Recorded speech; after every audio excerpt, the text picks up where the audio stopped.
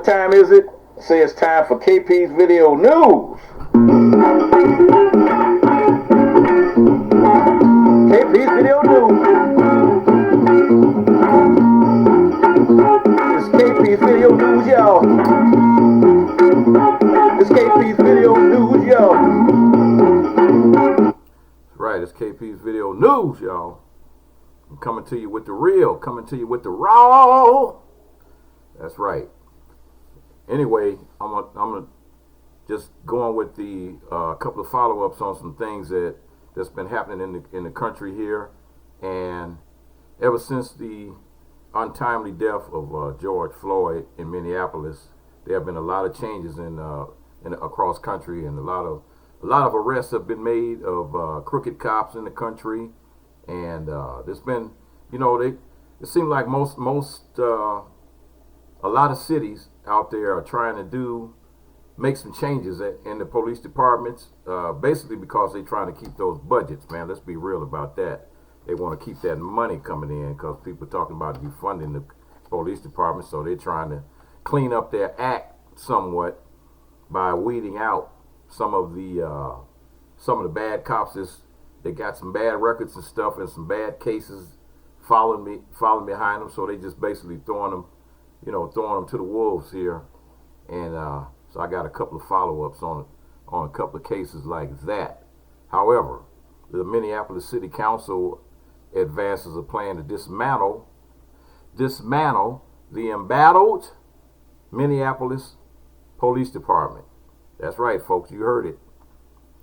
And Minneapolis City Council on Friday officially moved to dismantle its police force and replace it with the Department of Community Safety and Violence Prevention in the wake of the police killing of George Floyd.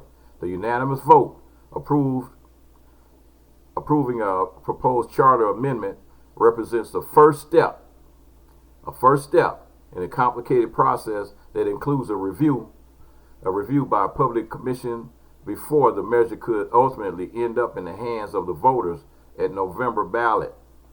No singular action is going to undo long-standing systematic oppression, racial oppression, said a city council member, Jeremiah Ellison. This is one action of many that we need to take on the road to a more equitable and just system that keeps people safe. The proposed change to the charter also faces a review by the Council Policy and Oversight Committee next month. The Charter Commission has at least 60 days to review and make recommendations to the Council.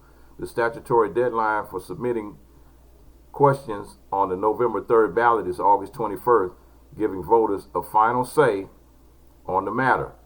I hope the Charter Commission will recognize the moment we are in and take our offer of support, however we can provide it, to expedite this process so that voters can have a chance to have their voices heard on this important question and this important moment in our city's history. And it's like a situation. The city council earlier this month announced its intent to disband the city's police force in favor of a different model following weeks of unrest over Floyd's killing. 4 former Minneapolis police officers were awaiting trial in connection with the death of an unarmed African-American man whose videotaped killing led to the protests and a slew of policing reforms across the nation and abroad. The police department has faced intense scrutiny since he died after an officer pressed his knee on Floyd's neck for nearly 8 minutes. Three other officers stood by as bystanders, yelled at them. Bender said the measure was one step in a direction to create safety for every single resident of our city. And that is a good thing. And it says, if it's approved, the newly created Department of Community Safety and Violence Prevention could include a division of law enforcement services with licensed peace officers. According to the proposal, Police Chief Madera Arredondo had pushed reforms and withdrawal from contract negotiations with the police union in an attempt to facilitate change. He has cautioned that conversations about defunding or dismantling the department have to be thoughtful, they have to be mindful, and they have to be based in fact. If it's totally driven by emotions, lives could be at stake as well. Minneapolis Mayor Jacob Frye said he does not support abolishing or defunding the department, referring instead to what he calls massive structural reforms in policing. And we all know who Frye is. Frye is a wimp. Mayor of Minneapolis. So we switching from Minneapolis over to Arizona. So the Arizona officer charged with sexual assault on 2 people in police custody. That's right, I said it. 2 people were sexually assaulted while in police custody in Arizona, in Phoenix. So, Phoenix, Arizona police officer Sean Pena was charged with sexual assault on 2 separate individuals while they were in police custody, according to a statement from the Maricopa County Attorney's Office. Pena was charged with both sexual assault and unlawful sexual conduct stemming from an alleged incident in August 2018. He was also charged, with unlawful sexual conduct in connection with an alleged incident in June 2019. To ensure the Maricopa County's Attorney's Office is best able to protect victims' rights and hold criminals accountable in pursuit of justice, it is important that the agency has a collaborative working relationship with public safety professionals, Maricopa County Attorney Adele said in a statement. However, this partnership will not impact charging decisions when it's necessary to hold those in public safety profession accountable for their actions. According to the court documents, Pena assaulted an individual in his vehicle in 2018. In 2019, Pena allegedly assaulted another person after she was dropped off after being taken in custody. Pena denied the allegation and was not incarcerated. Media reached out to Phoenix Police Department for comment, and the story would be updated with any and said Phoenix police reform has been a controversial topic as activists call for the city council to institute an Office of Accountability and Transparency. Approved in June, the office allows civilians to oversee the Phoenix Police Department. In June press release, Phoenix Mayor Gallego said the city council had found ways to come together on important issues, among modernizations to the police department, where body cameras for all police on patrol, and keeping records of every time officers discharge their firearms. In 2018, Phoenix reported 44 shootings that involved police officers, more than any other U.S. Police department. Police departments across the U.S. have come under scrutiny since the death of George Floyd in May, and so, you know, like I said before, what they're doing is they're trying to do what they can to try to weed out these bad cops. The cities are trying to do it on their own to try to keep that money coming through. So lawmakers have introduced legislation designed to bring sweeping reforms to police departments. On Wednesday, House Democrats blocked a reform package introduced by the Republicans. In the proposal, police departments would be encouraged to ban chokeholds and wear body cameras. The Democrats said the legislation was not far-reaching enough. Not far-reaching enough. And so, hey, and I'm not going to even read what they said Uncle Tom, Tim Scott had to say. I'm not going to even read that because it's not even worth reading. Guys over there tap dancing, man. Tim Scott he's a black Republican from South Carolina, man. The guy be tap dancing. I can't stand to look at him. So anyway, moving on to the next state, and it's the state of Georgia. The Georgia governor signs a landmark hate crimes bill into law. Georgia Governor Brian Kemp, that's right, he signed it into law. So they had brought it up before the Georgia House and the Georgia Senate in the last couple of days. They presented it to the governor, and tonight, the governor signed it into effect. He signed it into law. And on with the story, Governor Brian Kemp on Friday signed into law a landmark hate crime bill passed by the state legislature earlier this week The new law mandates enhanced sentencing for defendants convicted of targeting a victim because of their actual or perceived race, color, religion, national origin, sex, sexual orientation, gender, mental disability, and physical disability. That would mean additional potential prison time or fines on top of sentences for the type of crime for which the defendant was convicted, such as assault, manslaughter, or murder. Before the passage of HB 426, Georgia was one of 4 states with no hate crimes law on its books. South Carolina, Wyoming, and Arkansas remain the only 3 without hate crime legislation. Some advocates also include Indiana on the list, calling a law passed that state last year problematic, really extremely problematic. Advocates have pushed for a hate crime law in Georgia for decades, but the effort gained newfound resurgence following the February killing of Ahmaud Arbery, a black man who was pursued by 2 white men and shot dead as he jogged through a Brunswick neighborhood.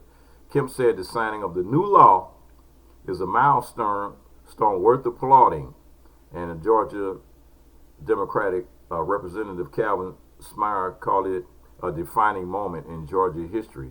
Ahmaud Arbery's death will not be in vain as an example of what we're doing here today, Smyre said.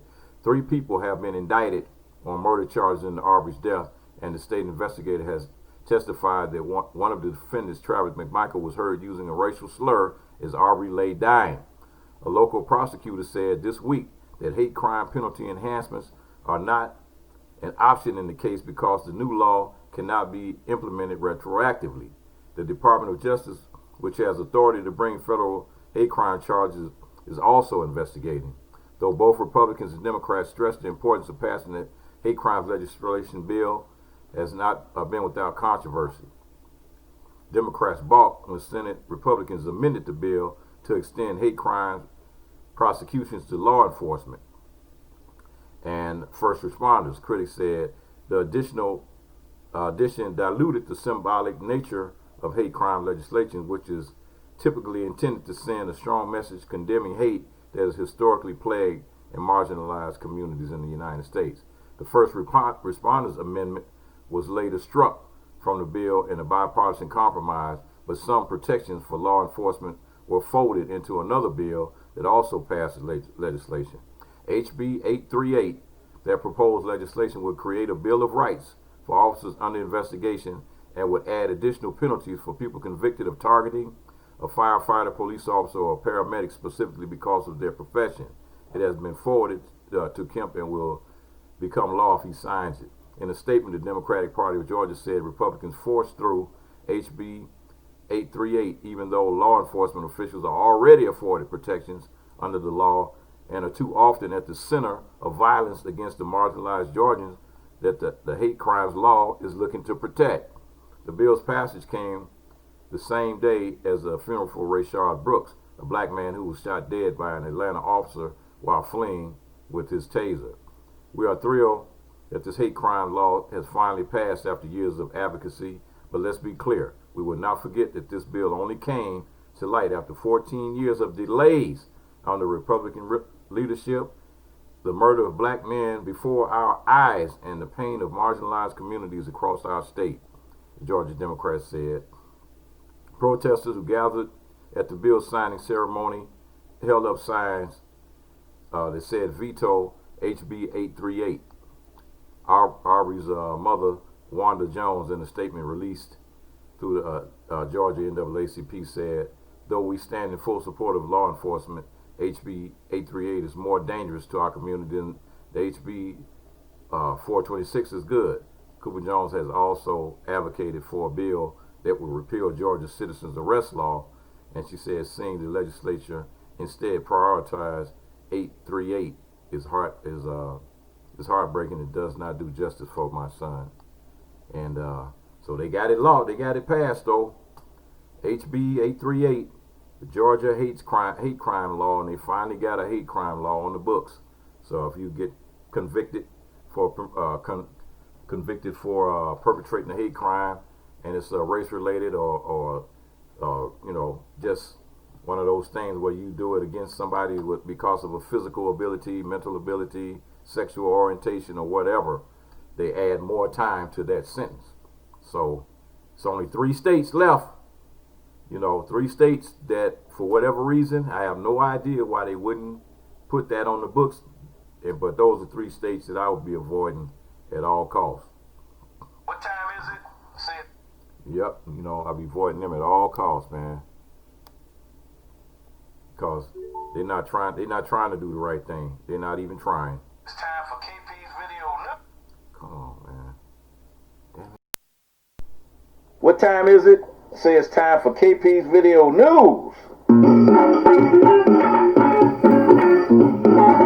KP's video news. KP's video news, y'all. It's KP's video news, y'all. It's KP's video news, y'all. A tasty beverage. It's KP's video news, y'all.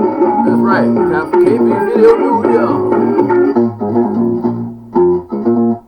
We out.